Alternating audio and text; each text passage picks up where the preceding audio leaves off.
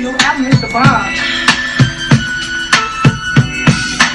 1, 2, bring it to the folks. Snoop Doggy Dogg and Dr. Dre is at the door, ready to make an entrance, so back on up, cause you know we're about to rip shit up. Give me the microphone first so I can bust like a bubble.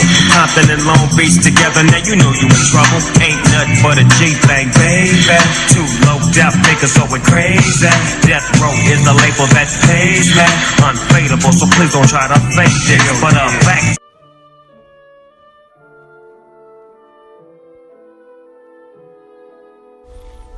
Welcome everybody. I welcome you to my home.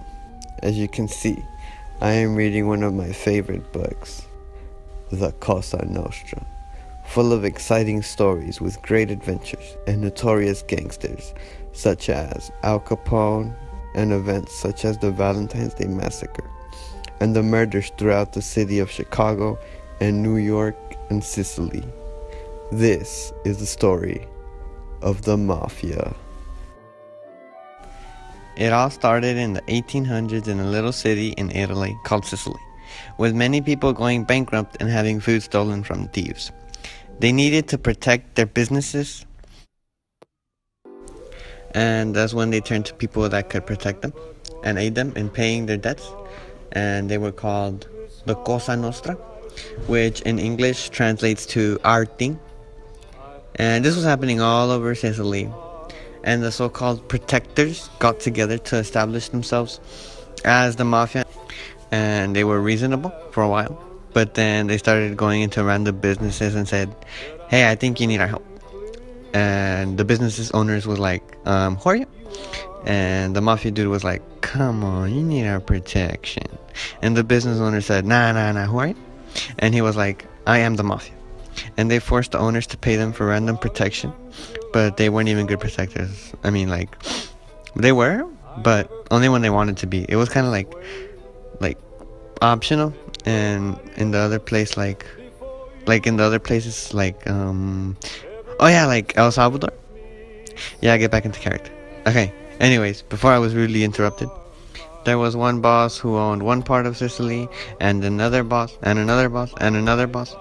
And then they established themselves like that. They decided to like become friends, and they became organized, and they did crime, and they did organized crime. So then, yeah, as the years went on and on and on, we get into like the 1920s, somewhere around there, around the Prohibition era, and they were the number one source for giving people alcohol throughout all of the U.S. But they went from, sir, may I interest you in the activity of buying the alcohol, to, you either buy the alcohol or I'ma kill you, capiche? And they moved into more illegal activities like gambling, manslaughter, and all that. And while all this was going on, the world didn't know what was about to hit them. The big boy himself, the notorious Scarface, aka Al Capone. Born January 17, 1899, to two Italian immigrants, Gabriele Capone and Teresa Capone. Now, Al Capone was a fucking dumbass. He's that one person that would go fishing in a pool, but one of the most violent kids too. He slapped the principal across the face, talking about, look at me, I am the captain now. And at that time, he was still at New York. But as he grew up, he became a bodyguard in Chicago. And there was one night, he was at a club and he whistled at a girl. But the girl's brother was like, "Excuse me?" And he sliced his face with a glass bottle. And that's when he got that name, Scarface. And from there, he started climbing the ladder of crime and became the criminal crime boss he is popularly known for. He had a wife named May Josephine that he married at an early age. He got down on one knee and was like, "May Josephine, will you marry me?" And she was all like, "Yes, Capone, yes, I do. And they had a little kid, and they named him Albert Francis. When he was first starting off getting more notice, he started to dress really, really classy. People everywhere were noticing him. They were like, hey, look at that guy. He's giving thousands and thousands of dollars to charity. He was seen as a modern day Robin Hood. But all of that changed and he went to public enemy number one. And this was all because of the St. Valentine's Day massacre, where Al Capone's gang and the North Side Irish something, they had a confrontation. And Al Capone was all like, hey, we don't like you guys. And they were like, oh, really? Well, we didn't ask. And one of his men was there with him, his right-hand man, Frank Kennedy, a.k.a. the Enforcer. He was one of the most ruthless person with one of the worst haircuts in the world. Like, this guy, oh my god. He had a 10-year-old haircut. But he tortured everyone. But he died because he committed suicide. Yep. But back to Al Capone. He didn't get caught for any of the like big crimes he committed, like manslaughter or theft, or like, you know, the big ones. You know, they caught him for tax evasion. Yeah, tax evasion. And from there, he went to Alcatraz. And in Alcatraz, the doctors told him, hey, you have syphilis. And he was like, what? He was like, yeah, you have syphilis. And then, no, I don't have syphilis. He's like, yeah, you have syphilis. It says right here on the papers.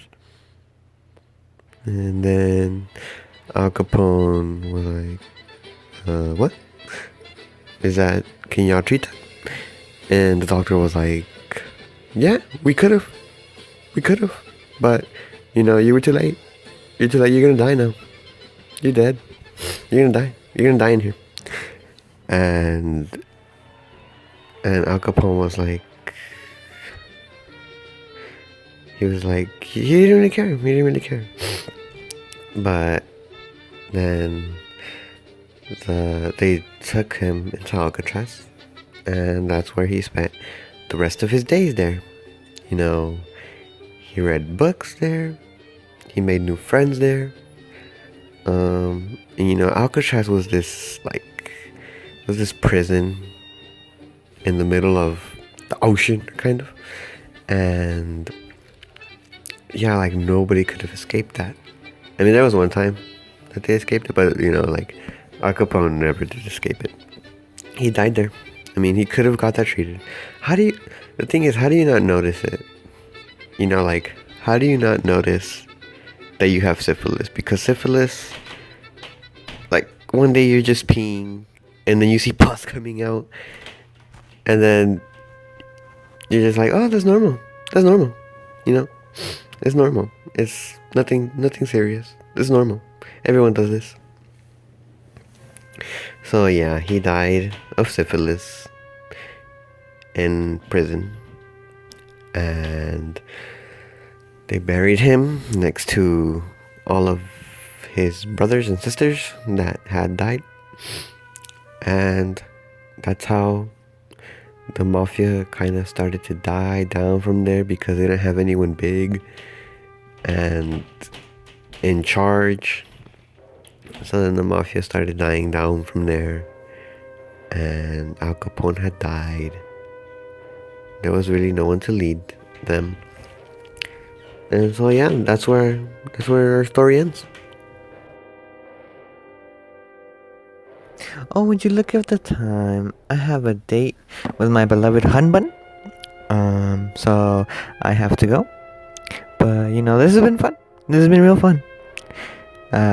Teaching you guys about Al Capone and the Mafia.